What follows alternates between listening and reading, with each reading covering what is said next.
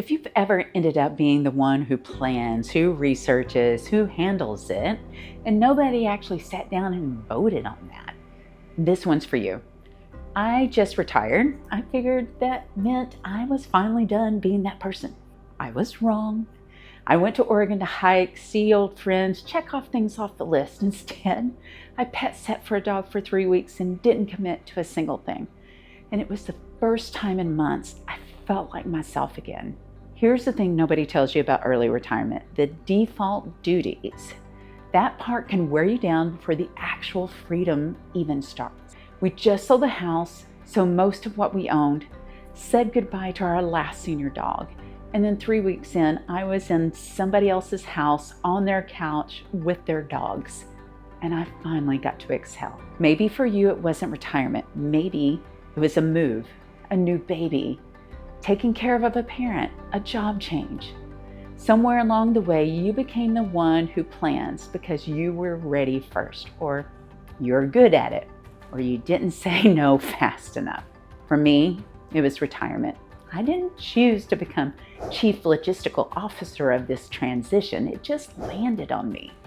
I came back from Oregon and looked at the last few boxes of our stuff in storage, and I told Steve, I just want to donate it all. I don't want to sell it. Because every time I looked at that box, my mind just shut the door on it. When we retired, I pictured myself with all this creative time, work on the YouTube channel, plan trips, slow mornings. What actually happened is I became the one running point on everything you just heard about. Nobody assigned it to me. I just retired first, so I became it. I didn't even realize it was a problem until I was deep in it. The creative time I had been dreaming about it just felt rushed. I was too busy running logistics. If you've ever taken on something because you were the one who could do it, who could handle it, you know exactly what I mean. So when I went to Oregon, I promised myself, 3 weeks, nobody gets my availability but me. I went in with a whole list of things I wanted to do, but the second I got there, I was so wiped from months of house sale logistics that I didn't want to commit to anything. So I let the list go. We just lost our dog and we're not getting another one. So 3 weeks of pet sitting someone else's dog gave me space to actually grieve and just love on a dog again without being a big decision I had to make. The house itself was built for slowing down, room to be creative, nothing pushing me to a to-do list. I did make time for a dear old friend when it was easy to arrange, and it ended up being a real highlight of my trip. But I didn't force the rest of the list. For the first time since we started this whole transition, I just let myself relax. And it worked. Enough that coming home hit different. It showed me that exactly how much I'd been craving that room to breathe. So when I got back, I went straight to the storage unit to sort through what was left, donate, put into a sale pile.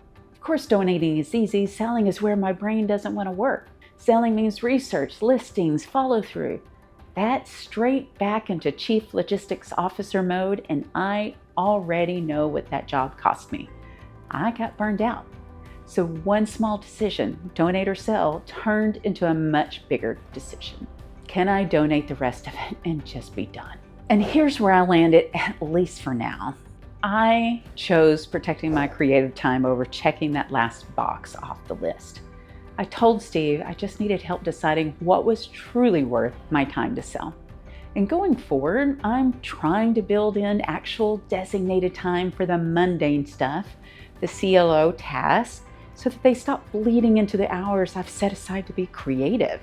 Because right now, if I let the to-do list run the day, I feel guilty every time I sit down to do something creative instead.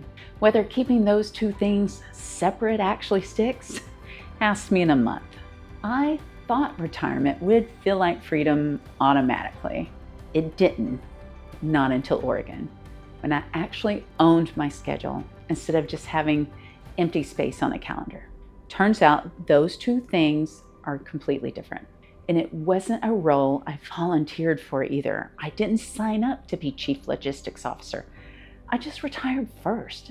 So it landed on me. I still don't know if I'm donating or selling what's left, and for now, I'm okay leaving that undecided while I protect the thing that actually feeds me, which right now is the creative work, not the checklist. Whatever your version of this box is, that's for you to sort out as well.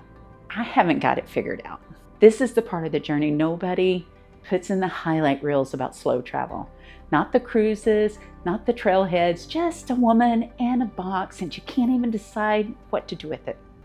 Steve's still working, still researching all the fun stuff that he wants to do when we're both retired, while I'm over here still holding a clipboard, just trying to make sure I get some laptop time too. Here's an update though. I hired an assistant, not a real person, an AI.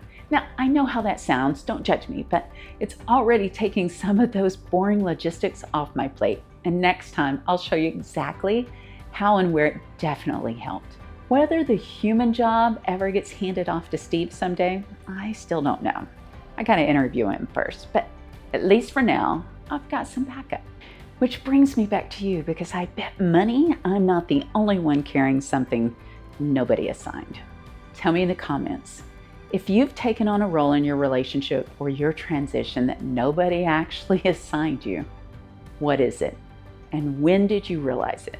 I'm sure I'm not the only one. If you're interested in early retirement, slow travel, and figuring out what comes next after a career ends, hit that subscribe button and follow along. Your support means more than you will ever know. We're making plenty of mistakes as we go, but maybe together we can be a little better prepared. Thanks for watching Someday Chasers. See you in the next adventure.